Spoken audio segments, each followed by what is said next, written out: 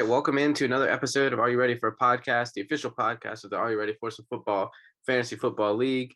And Joe, good for you. Unfortunately for me, we are both still playing. Yeah, the playoffs are heating up, and Omicron is here.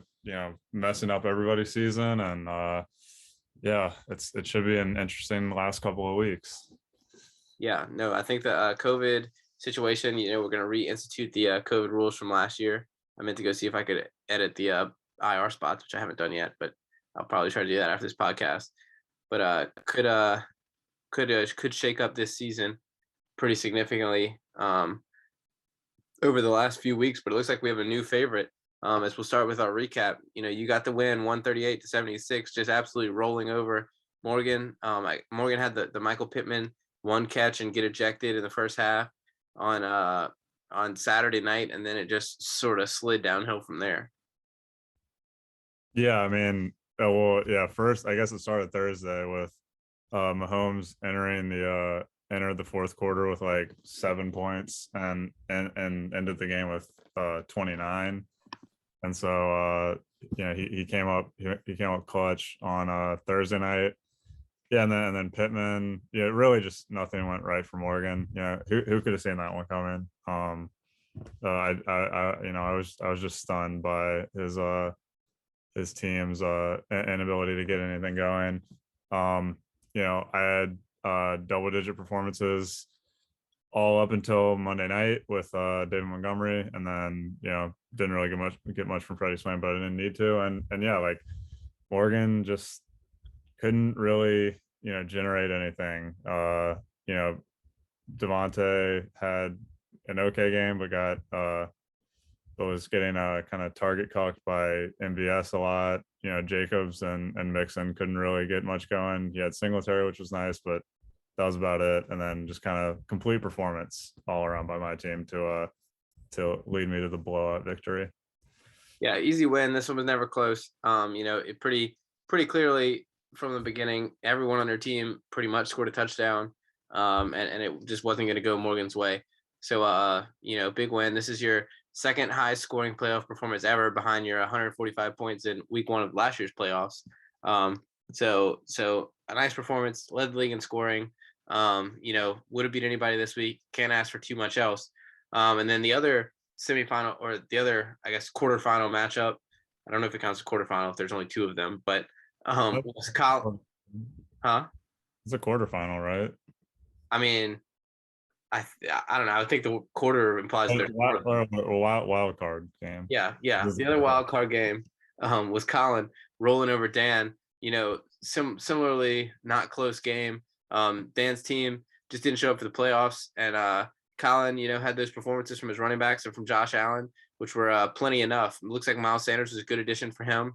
I just, all these guys I traded away are now performing well in greener pastures. And so, Colin got the win as we expected him to set up the big semifinal matchup with Grant.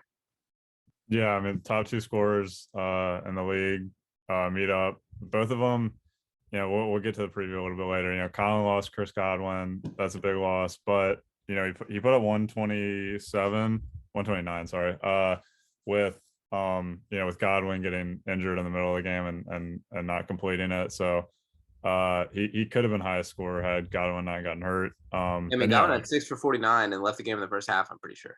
Yeah. And obviously that affected the Bucs offense a little bit. Yeah, and so Colin's team is still like really good, still high upside. I think the trade he made with you seems to be working out. Tyler Boyd had a really good game on his bench, so we'll see if he can. Well, I would assume that Colin will plug him in this week in the Godwin spot. So yeah, like Colin's team still really good. Dan, I still got to give Dan credit. I really never thought after that Derrick Henry injury that he would even have been sniffing the playoffs, and he got his way all the way up to the 5th seed. Did he pass Morgan in scoring for 3rd, or was he 4th in scoring? I don't remember. Let me look. It was a point behind Morgan, 1.5 behind Morgan. So he was very nearly 3rd in scoring for the season. So really good regular season. It just, yeah, he just dealt with too much, and I think he made a bunch of lineup decisions down the stretch that just like happened to work out, and I think that all kind of he really had no more moves to pull out, and Yeah, pull out for a minute there, the two Hunter Henry touchdowns kind of made me think, well, maybe. Yeah, that's true. Yeah, that's true. He played Hunter Henry over. Yeah, I guess Higby was still out, so the Hunter Henry pickup ended up coming in clutch. But yeah, he just had limited options, and Chase Edmonds coming back kind of cut into Connor, and Connor was also kind of injured in that game, and so yeah, I don't know really what you can say, but it does lead to a huge huge semifinal matchup with Grant.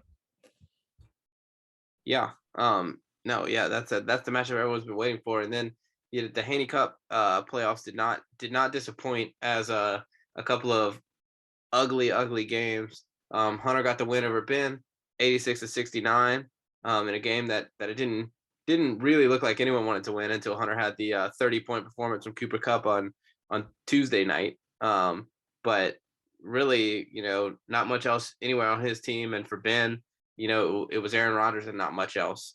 So we'll see. Ben gets Waller back this week, maybe. But that was not much to write home about in that matchup. Yeah, I mean, if you're Hunter, you got to be like, if you got to be super relieved with not having to worry about being the Haney anymore. Can relax for the rest of the season. I would be pretty worried if I was Ben. I think he's got Zach this week, and Zach's team is pretty good for a 3-11 team, and outscored Ben last week. Yeah, I mean, And the two teams on bye would have outscored any of the four teams playing last week. yeah, Austin was the third highest score this week. Yeah. Fourth highest. I'm sorry, Grant was third highest. And yeah, so so I would be pretty worried if I was Ben. Getting Waller back does help. Gronk with all the Bucks receivers injuries should be a bigger factor in the offense. If Mike Evans is out, then you would figure Gronk is probably the number one red zone target. So yeah, that's good for him. But yeah, like I just his running back situation, like again, we've talked about it a lot this year. The running back situation is as bad as like a team in the league has had in quite some time.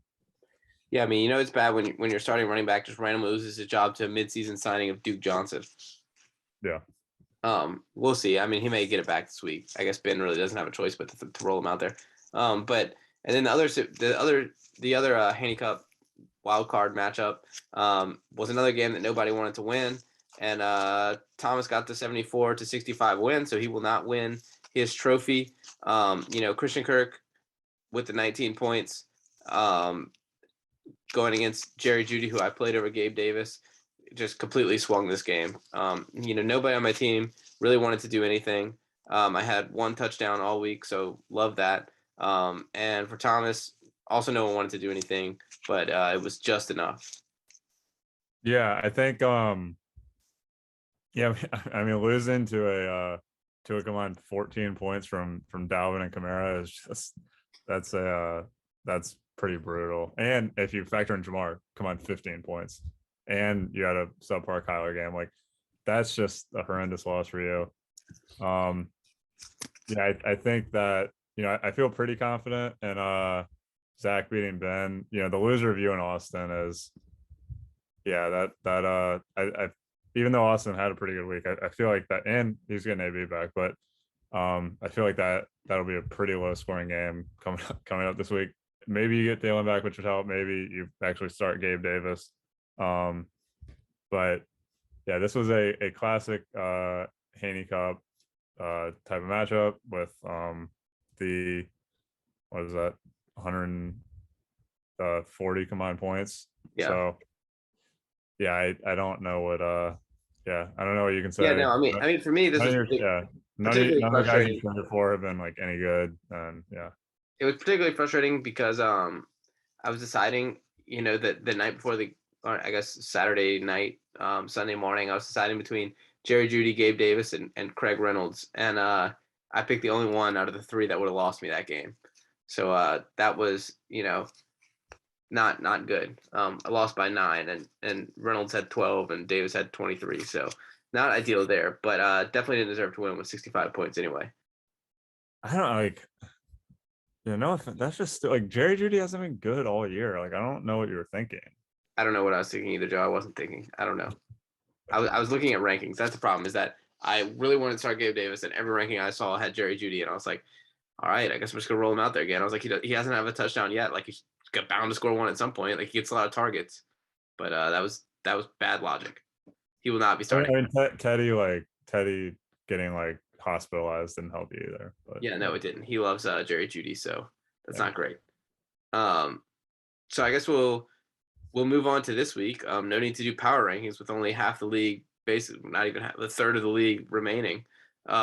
So two semifinal matchups, and I guess we'll start with the 1 seed, which is Grant, back in action this week against Colin in a game that has some serious COVID implications.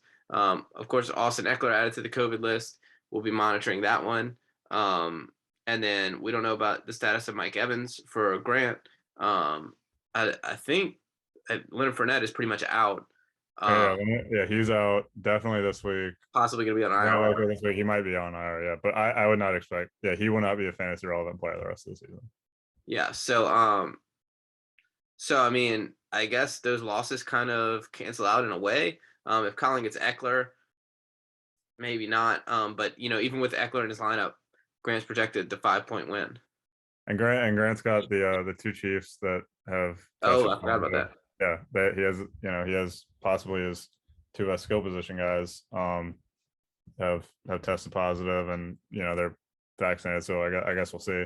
But yeah, so huge like COVID and injury questions for this makes it kind of hard to predict. But like Eckler, like losing Eckler is just the biggest out of all those guys would be the biggest singular blow, like easily. Grant can. I'm just throwing Fournette out because he's not going to play. Grant can maybe sustain one of his guys being out. Colin, if he loses Eckler, that's just he's got Miles Sanders now, but then he would have to plug somebody into the Miles Sanders spot, which would probably be AJ Dillon. And so you're putting in a backup running back in your starting lineup and a semifinal is never great. I guess we'll see what happens with the waivers since we're doing it a day late. And Colin's got by far the most waiver money.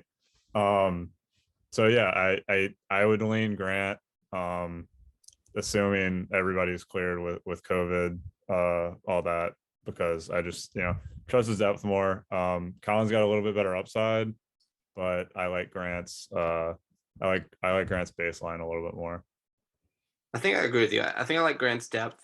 I think this is going to be a big matchup for me of watching the guys that were on my team perform in an actual important game while I try to not lose with a bunch of free agent waiver pickups. But I agree. I think Grant's got more depth, and even though he's got more guys that are in COVID protocol, he can withstand it a little bit better. So I'll pick Grant, but I do think it's going to be close, and I think that the COVID things can completely shift this matchup. Mm-hmm. And I think Dak is due for a decent game. Dak's had 3 really subpar games where they've kind of like they've gotten up and they've got like then they've kind of run the ball, and so he's had like Their bad offense games. is like really weird. It's like I feel like their offense is Yeah, it tailed off. really is. So I think Dak's due for at least like if you can get him 18 to 20, I think that'd be big for Grant because he's been in the 10-point range the last few weeks. Yeah, no, that would be huge, especially And like Josh Allen. And Sony's taking up a bigger role. Like that's big for him. Like that the Rams seem to be leaning on Sony a little bit more. Like so like we've been talking about a lot. Grant's depth is just a huge advantage for him. Yeah, I mean, if we were still picking against the spread, like I might take Colin if I can get 4 points, but I still like Grant. Is that 4 with the 2-point advantage? Yeah. Okay. And then the other semifinal matchup, we got you projected a 7-point winner against Nick, who has the 2-point advantage. So, I think another one, we'll have to wait and see about the COVID. I assume Tyler Lockett will be back. Of course, you get to plug in Ronald Jones, which is huge. Brandon Cooks, I think you said was out. He Nick was in the he was yeah, he got added to the list, so I guess we'll see. Yeah, Nick seems to be largely unaffected so far. So we'll see what happens. I think that the the Bucks situation has significantly favored you in that you get a starting running back and he gets Tom Brady with no weapons. So that's probably maybe a 5 to 10 point swing right there in the matchup. And so I think you're probably rightly a big favorite in this one. Yeah, I do.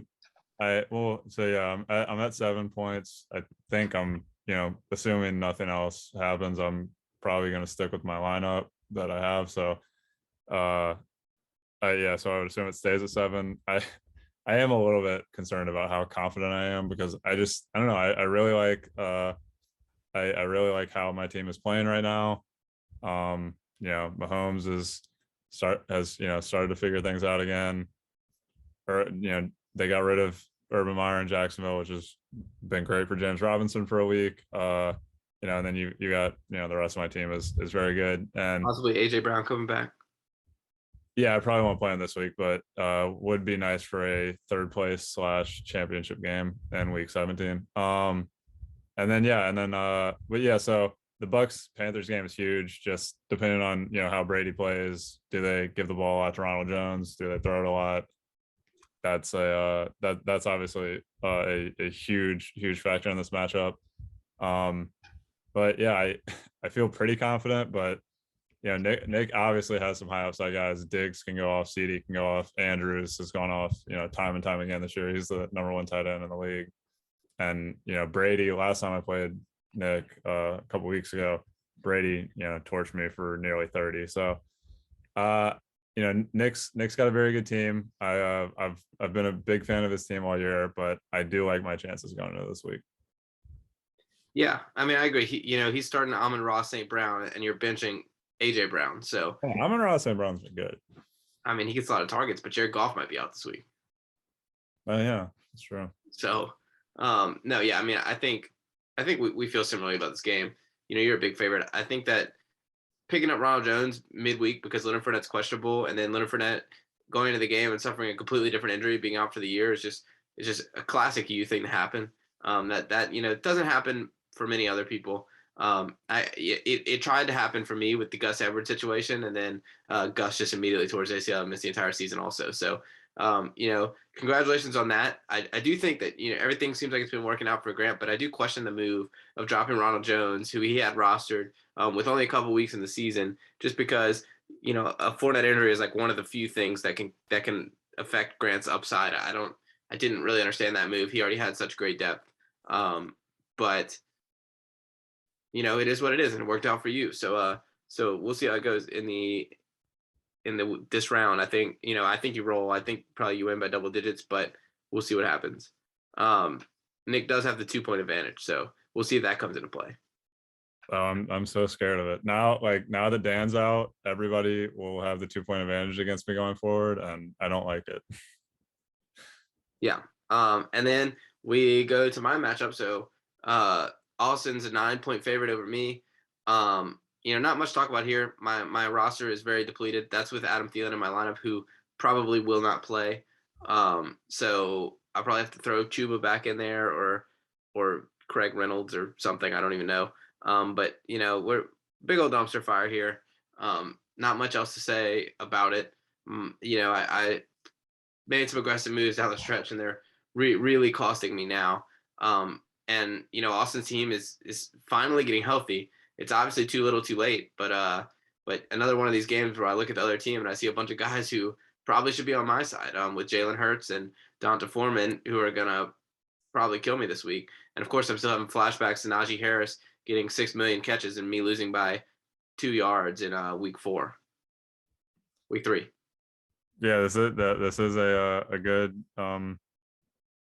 this I think this is a good revenge spot for you. You've got the 2-point advantage. It just kind of comes down to like your team's been like underperforming recently, and can they get back on track? Can DK has not been good in a while. Michael Williams hasn't been good in a while. Saquon's been struggling. Like Like Saquon had a good game when you put Hunter. So like I mean, it's yeah, 17. that's It's not like good. amazing. It's good, but it's not like Scored. That was good. But yeah, like Collins' team is pretty good. He should add a B in there for Devontae Parker. yeah. And yeah, and so yeah, Solid. I I don't know. guess now Solid. looking at it, just top to bottom, I do like Austin's team a little bit more. But I do think it'll be pretty close, and having that 2 point advantage is a nice little kicker for you.